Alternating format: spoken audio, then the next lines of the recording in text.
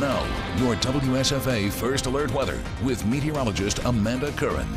Continuing to keep an eye on what is a very dangerous major Hurricane Michael. We are just moments away from what is likely going to be landfall within the next hour or so. This eye will cross over into the Florida Panhandle, and we will be watching and monitoring this storm. And now, to make official landfall, the outer wall of the eye doesn't need to make its way inland. We actually have to intersect that eye wall and cross it over land. So it's still going to probably be about another 45 minutes to an hour until this crosses over Panama City Beach. There'll be a little bit of stillness and calmness inside that eye, but we're seeing some images, especially from the eastern side of this, Apalachicola in particular, the Port St. Joe area as well, getting a little bit of a break from the rain, but the gusty winds not letting up. We could potentially be dealing with hurricane force winds. That's upwards of 75 miles an hour, or even greater, especially if we continue to see trends the way that they are with Michael not showing any signs of slowing down anytime soon. And the big thing we want to really emphasize with this is going to be a historical storm,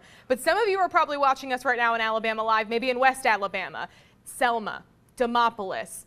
You're probably not going to see a whole lot when it comes to the tropical storm force winds, but this is going to be a major issue for a lot of our friends in southern and eastern portions of the state. This storm continues to pack a punch as a strong Category 4. Now, the newest update from the National Hurricane Center with a new information and track, it came out at 10 o'clock. But since then, in the past hour, they have told us via social media that they are now dealing with wind speeds upwards of 150 miles an hour. We're excited about that. Not so exciting, though. Well, when the snowflakes hit the warmer pavement, it melts and could start to freeze instantly. So although the snowballs may be fun, the roadways could get a little bit icy as we head throughout the rest of the night. There's kind of a calmness, or you would say a stillness out here when the wind is not blowing. Things very quiet and kind of eerie here in Lee County. The snow just now wrapping up where we are in Opelika. We are at the Tigertown exit, and as you can see, not a whole lot of people out there on the roadways. I would have to say about 75% of the cars that we do see traveling are actually not cars, they're tractor trailers, and all of them look like they're taking it slow,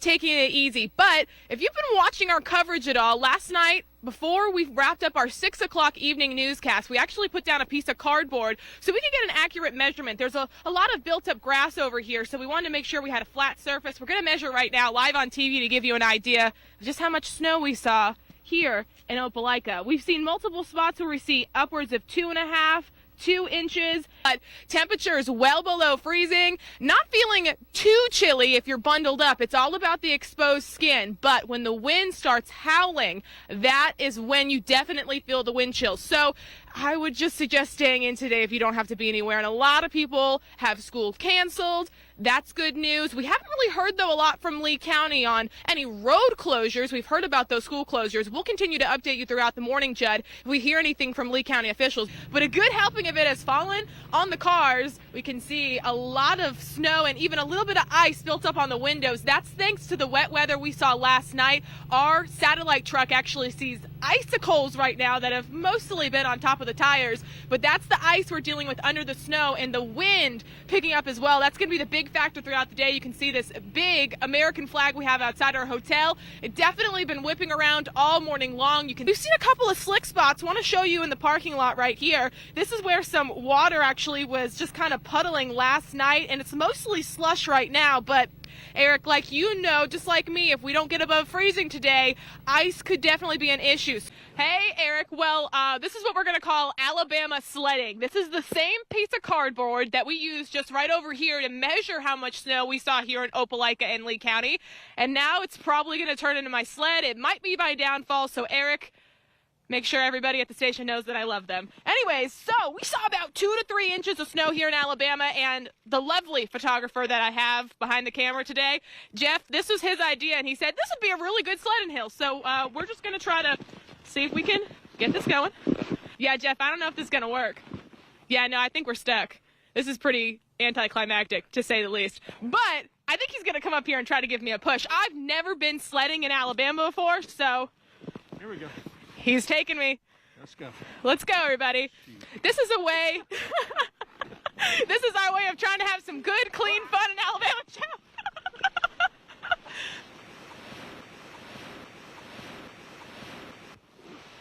Y'all, you get.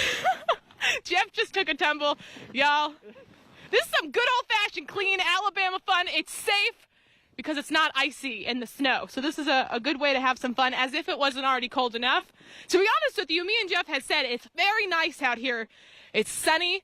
Things are starting to really calm down, and the wind's not too bad. It's well, they are having such a good time, Jen. We have tons of college kids out here loving the fact that they're getting a snow day, and they're loving the fact that there's actually some snow to slide on. And we were just kind of here at Toomer's Corner, and we saw this lovely group of 8 ladies, and they're walking around with their container covers. This is what they're using as sleds.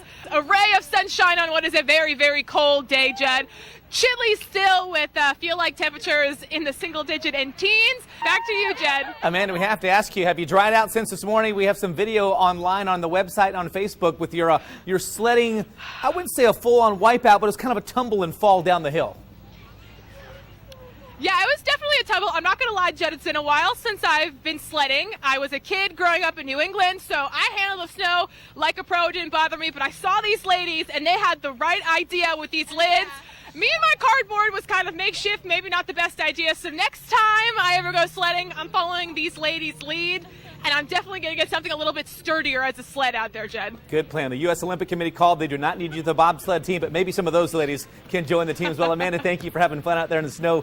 Ice is beginning to form where some of that snow melted today in and around Opelika, and that means roads there are going to be very dangerous tonight. WSFA First Alert meteorologist Amanda Curran has those details.